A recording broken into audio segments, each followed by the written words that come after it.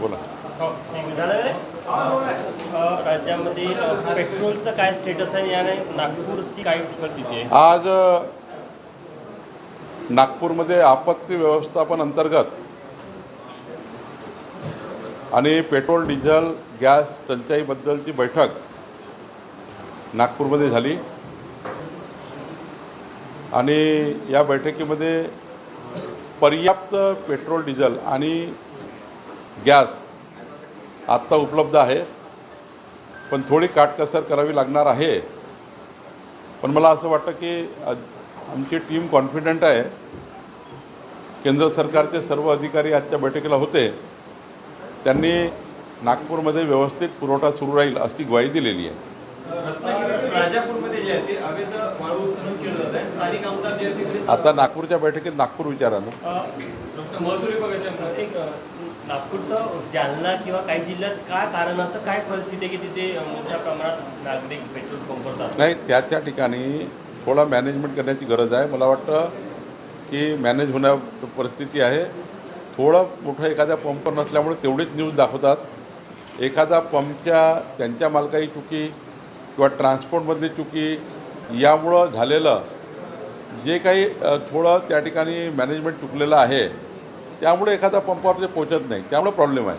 नाही तर केंद्र सरकारकडनं पेट्रोल डिझेल आणि गॅससाठी काही प्रश्न नाही. पण तिथे नियंत्रणाचं काही सरकार दखल घेत आहे का त्या परिस्थितीत? 100% अशी तक्रार आली किंवा तुमच्याकडल्या बातम्या आल्या त्यावर आम्ही दखल घेतो आहे. कालही मी सांगितलं की वाशिमची बातमी होती की ज्यामध्ये पंपावर डिझेल नाही आहे, ती आम्ही दखल घेतलेली. 17 जागा रिक्त झालेल्या विधान परिषदेच्या, तुमची देखील त्यात जागा आहे जी रिक्त झालेली आहे. काय तुमची तयारी आहे, कशा पद्धतीने? 75%च्या वर मतं भारतीय जनता पार्टीकडे आहे आणि आम्ही सर्वच पक्षाला विनंती करणार आहोत की 75% मतं घेऊन भाजपा जिंकणार आहे, तर ही निवडणूक अनौपच व्हावी.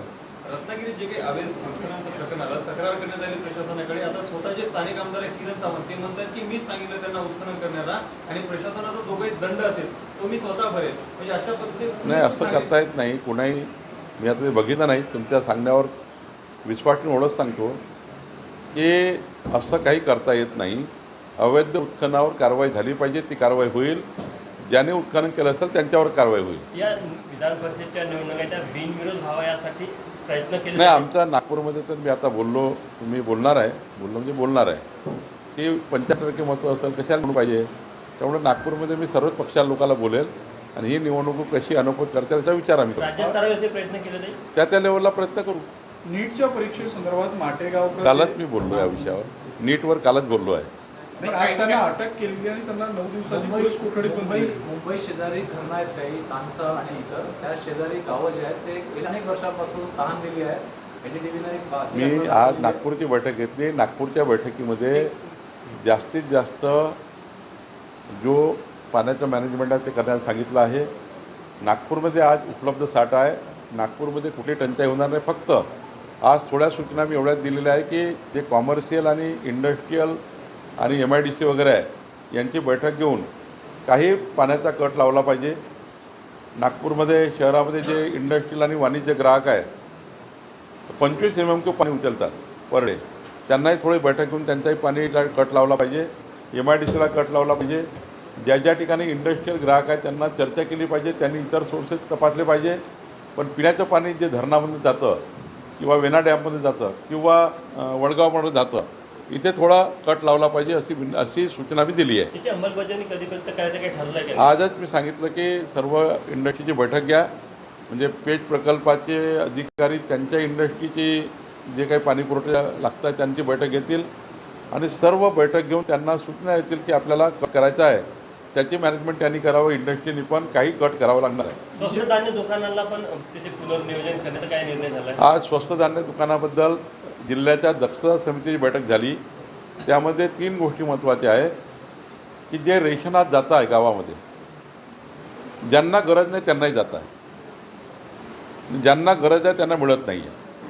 महिनाभरामध्ये नागपूर जिल्ह्याचं संपूर्ण सर्वेक्षण करायच्या सूचना दिल्या आणि ग्रामसभेने यादी जी आहे अन्न वाटपाची ती तपासावी. प्राधान्य गटाचे लोक वेगळे करावे आणि जे चुकीचे नावं आले आहेत ज्यांच्या घरी शेती आहे, वाडी आहे, अन्न आहे, त्यांना गरज नाही, त्यांचे कन्सेंट घ्यावे की आम्हाला अन्नाची गरज नाही, ती नावे कमी करावी आणि ग्रामसभेनेच कुणाला द्यावं ज्यांच्याकडे अन्न नाही त्यांना द्यावी, असे याद्या आम्ही ग्रामसभेकडनं मागितल्या. 30 दिवसाच्या आतमध्ये पूर्ण या जिल्ह्याचं प्राधान्य गट आम्ही फायनल करू आणि असं शॉपिंग करू, त्यातनं गरीब माणसाला अन्न मिळेल. जे औष्णिक विद्युत केंद्र आहेत त्यांच्या व्याख्याच्या मुद्द्यावर आज दखल घेतली आहे. आज काय नागपूर जिल्ह्यातल्या जेवढे दगडखानी आहे, दगडखाने बंद पडल्या, रेल्वे आहे त्याचे काही खड्डे आहेत, या ठिकाणी NHIचे रोड्स आहे, 7-8 department MOIL, WCL, NHI, NMRDA, collector, महसूल विभाग या सर्वांकडे ज्या मोठे मोठे खड्डे आहेत त्यांचा ड्रोन सर्वे मी करायला सांगितला. आम्ही DMOच्या अध्यक्षतेखाली एक 8 अधिकाऱ्याची समिती नेमली. DMOनी याची यादी महाजनकोला द्यायची, महाजनकोनी कोराडी आणि खापरगडा पॉवर स्टेशनची पूर्ण राख या गड्ड्यात टाकायची, त्याचं मग माती टाकून लेवल करायचं आणि तिथे सामाजिक वनीकरण योजना राबवायची असा निर्णय घेतला आहे. यंदा जूनच्या दुसऱ्या आठवड्यामध्ये मान्सून येण्याचा विदर्भामध्ये अंदाज आहे, त्यामुळे बी बियाणे असतील, खते असतील, याचा साठा कसा आहे आणि काळा बाजारी जर होईल त्यासाठी प्रशासनाकडून काय करणार? आता कुठल्याही परिस्थितीमध्ये आम्ही आपलं जे स्क्वॉट आहे, फ्लाईंग स्क्वॉट आहे ते रेडी केलेलं आहे. कोणी या ठिकाणी लिंकिंग करणार नाही, कोणी काळाबाजार करणार नाही याची कारवाई आम्ही याचं सुरू केलेलं आहे. नागपूर जिल्ह्यात मात्र हे कुठे होणार नाही याची काळजी सरकारने घेतली आहे. सर, एक प्रश्न असा आहे, ईव्ही गाड्यांची मागणी वाढलेली आहे, विजेची वीज सुद्धा खूप मोठ्या प्रमाणात लागत आहे, त्यामुळे पाणी सुद्धा वीजसाठी मोठ्या प्रमाणात लागतं, त्यामुळे आपल्या विदर्भाची वीज तयार होते. सोलरवर शिफ्ट करून आपल्याला EV चालवता येतं. वर सोलर लागला आहे, खाली EVचं चार्जिंग लागलेलं आहे, तरी आपल्याला चार्ज करता येतं. त्यामुळं सोलरवर चार्जिंग शिफ्ट करणे, चार्जिंग स्टेशन शिफ्ट करणे हाही मार्ग आहे. विजय वडेट्टीवार यांनी एक व्हिडिओ ट्विट केलेला पाचपावली पोलीस स्टेशनमधला, तिथं पोलीस म्हणतात की आमच्याकडे गाडीमध्ये डिझेल टाकायला पैसे नाही. काय तुमच्याकडे जो अधिकारी बोलला त्याच्यावर कारवाई केली आहे, असं बोलता येत नाही अधिकाऱ्यांना. ही कामचुकारपणा आहे. डिझेल पेट्रोलच्या नावानं तो खोटं बोलतो आहे, त्याच्यावर कारवाई केली आहे. आणि आता त्याची मुलगी आहे ती सापडलेली आहे, ती घरी आलेली आहे आणि तो व्हिडिओ जो आहे तो खरा आहे.